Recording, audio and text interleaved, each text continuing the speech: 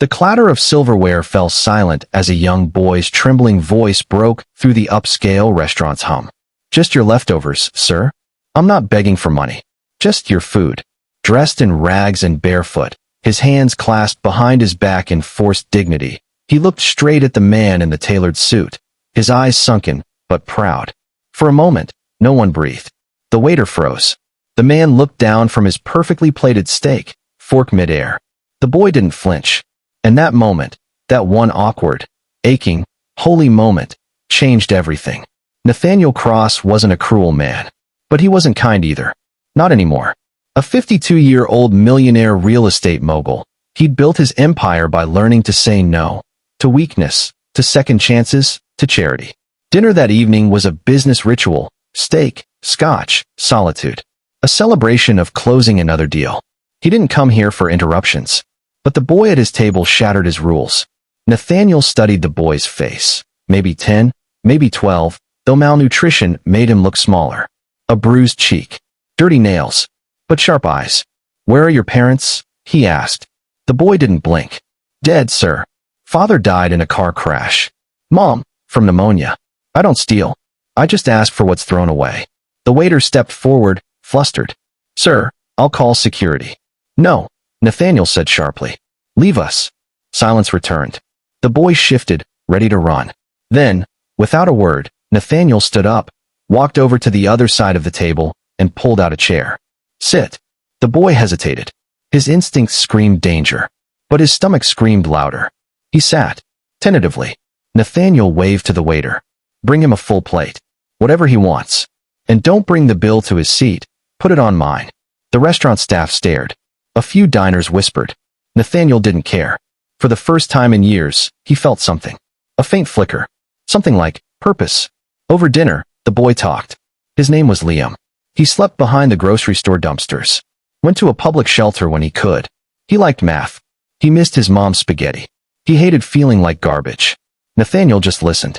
That night, when they walked outside, Nathaniel gave Liam his number and a hotel key card. "Room 309. You go there tonight. Shower. Sleep. No questions." Liam's lips quivered. "Why are you doing this?" Nathaniel didn't know how to answer. Maybe because once, a long time ago, someone fed him when he was hungry. And he had forgotten. Weeks turned to months. One meal became two. Then a routine. Then trust. Nathaniel enrolled Liam in school. Bought him clothes. Taught him chess. And slowly, Liam brought life back into Nathaniel's cold, marble world. But kindness, like love, rarely flows only in one direction. Years passed. Liam grew into a tall, confident young man with warm eyes and a quiet strength. He graduated high school with honors. Then college. Then medical school. Through it all, Nathaniel remained in his life, his silent benefactor, his reluctant father figure. But time is unkind to the body. One cold morning, Nathaniel collapsed in his penthouse. Stroke.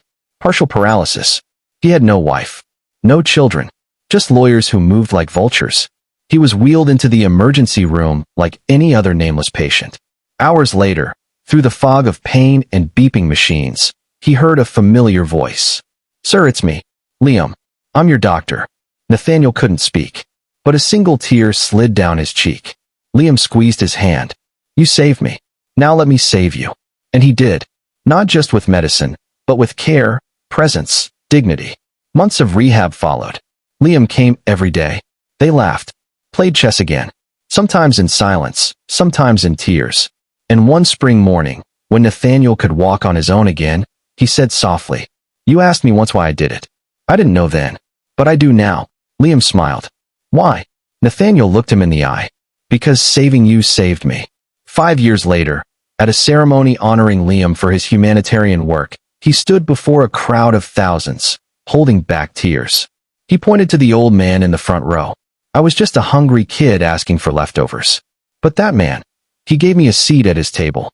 And when you give someone a seat, you remind them they matter. That's the difference between survival and a second chance at life." The audience stood. Applause thundered. But Nathaniel, now fragile and graying, just nodded, his eyes full, his heart whole. Glowing star moral of the story. Sometimes, the smallest act of kindness, like sharing your leftovers, can become the turning point in someone's entire life, including your own.